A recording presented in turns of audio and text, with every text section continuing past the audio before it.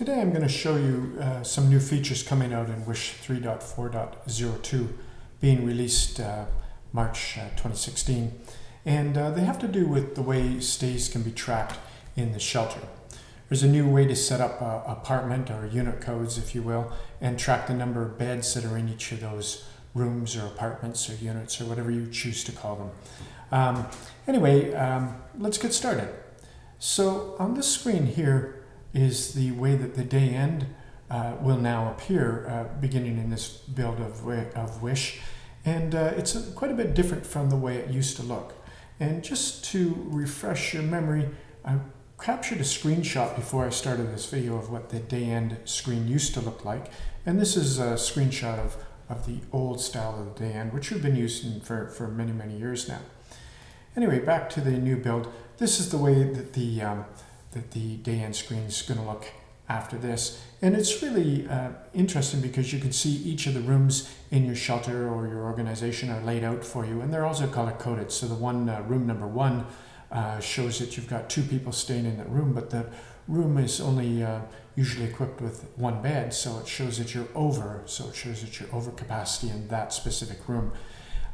Whereas room number 8, which is showing in yellow, is a room that actually has 4 beds in there, and there's 3 people staying in, so it's under capacity.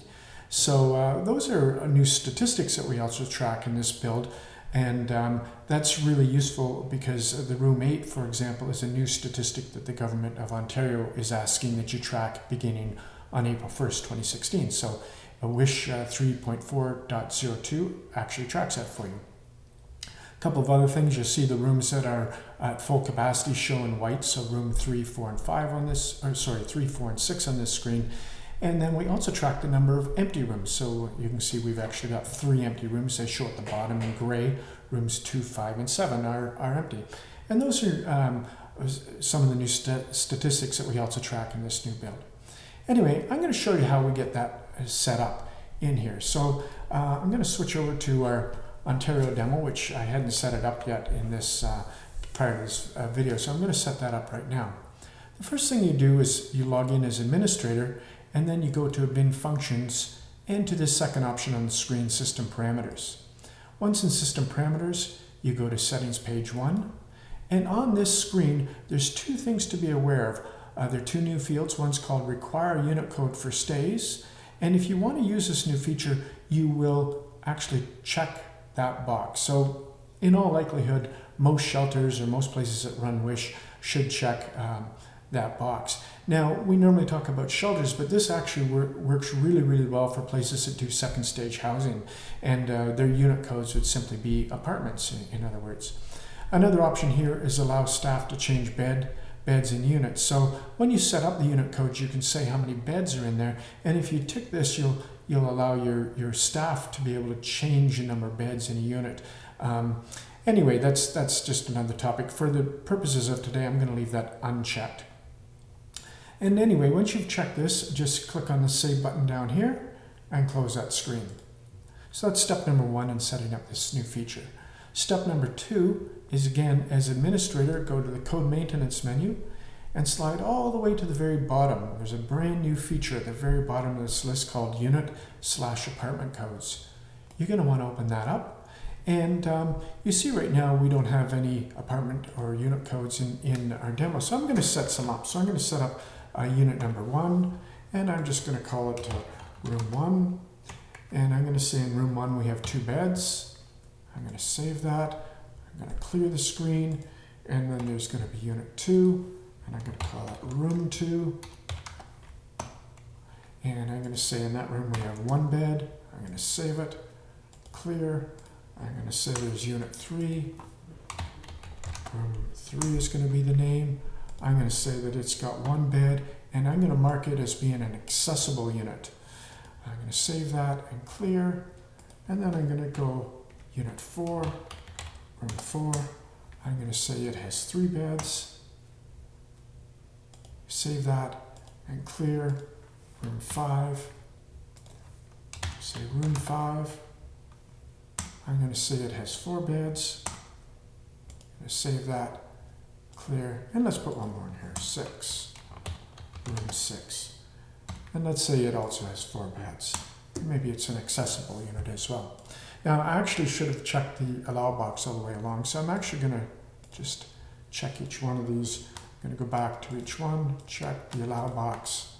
So if you've got a room out of commission, for example, you would come in here and untick the allow box while it's being painted or repaired or just unavailable for use. So when it's available for use, you tick the allow box. One further note, if you're running a companion license because you've got more than one shelter, you would go through this process by logging out of the one shelter and logging into your second shelter and setting up the units there. You see they're all tracked by which shelter they're in. Anyway, so that's setting up. You see now if I go to my lookup list, I can see my 6 units and how many beds are in each unit here. Good. So once those are set up, the next thing is just knowing how you manage the stays. So it's very, very similar to how you've been doing it up until now. And so basically, if I go in and I want to pick, let's see, it looks like we've only got 2 people in shelter, Susan and her 2 kids and Francine. So let's pick Susan. So if you go to the Stays tab of any client, and then you pick which unit they're in. So let's put Susan in room 5. Now just note that room 5 has 4 beds and there's herself and her 2 children. So we're actually going to have 1 bed that's going to be counted statistically as unavailable. And that's important for any shelter that's in Ontario, because beginning April 1st, you're going to need to report that. So we'll just save that one here. And let's go back and let's also pick Francine. Now Francine, let's put her in room 4 that has 3 beds. And she actually has another child, so I'm going to put her in. So she's in a room with 3 beds, and there's herself and her 2 children. So that room's at 100% capacity. And let's just put somebody else in here. Let's pick and let's put Kim Thompson in. And so we're going to do a quick stay for Kim. Just quickly check what my day end is. Let's put her in on March 5th.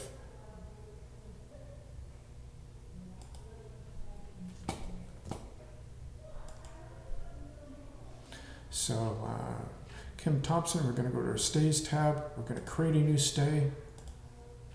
We're going to put her in on March 5th. She's going to be referred by a friend. In our demo, we use bed types. So she's just going to be 1 person. I'm going to put her in room number 2, which has 1 bed here. And let's just finish filling this out. Let's say that. And that's good there. So basically, she has no children, so it's just her. She's staying in a room with 1 bed, so that's great.